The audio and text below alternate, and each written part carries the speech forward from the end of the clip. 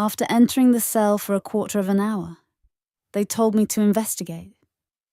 They took me out of the room to an underground place called the slaughterhouse, and he told me to hold the stick, that stick that we called Akhdar al-Ibrahimi. I held the stick and walked with him, and the head of the teams was the one who conducted the first investigation with me. And next to him was another man, because I heard two voices and the investigator was saying to him, "Sir!"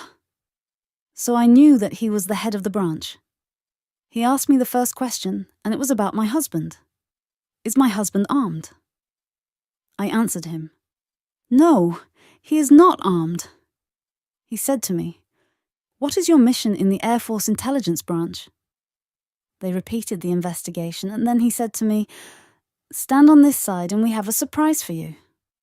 I saw my husband covered in blood and a black bandage over his eyes. I wanted to ask him what happened to you, but I couldn't, because that is forbidden. Because honestly, if I hadn't heard his voice, I wouldn't have known that this man was my husband.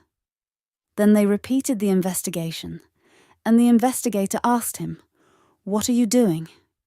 My husband answered that he is armed, and he confessed to that because of the amount of torture he was subjected to. He started saying what they wanted, and then he asked him, "What is your wife's mission?" My husband answered that she is the one who incited me and was transferring information to the opposition.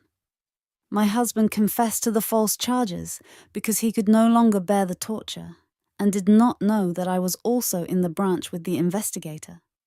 The head of the branch said to me, "What do you think, Lola, about what your husband said?"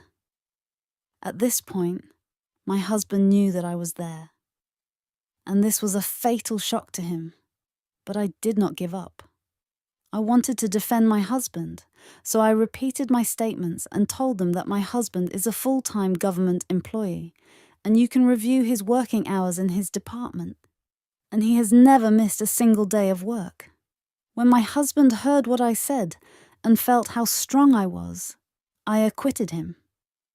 At this point, he regained some of his strength despite the bleeding wounds. His body was full of stabs and punches, to the point that he could not take another punch.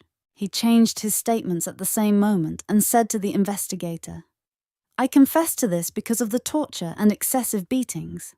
I have nothing to do with anything, and even my wife has nothing to do with it. We do not know anything about these militants." Then they beat him and punched him and began threatening him with me and said, "Your wife is in our hands." My husband got scared. At this point, they removed the blindfold from his eyes so that he could see how they would rape me in front of his eyes. Then I couldn't look at my husband. My husband started screaming, and they were hitting his head against the wall. But I don't know at that moment how my husband felt. Was he screaming from pain, or because I was being gang raped and tortured in front of his eyes? I don't know how to describe that situation. They said there were a lot of oppressed people in prison, but I saw it with my own eyes. I experienced injustice, torture, and suppression of will. I saw the arts of torture applied to the people closest to me, to my husband who was my whole life. They killed him and he did nothing wrong. He just wanted to live like everyone else. He just wanted to take care of his children. This is the injustice I felt. But unfortunately, my husband is not the only one who was killed. There are many like us who have nothing to do with anything.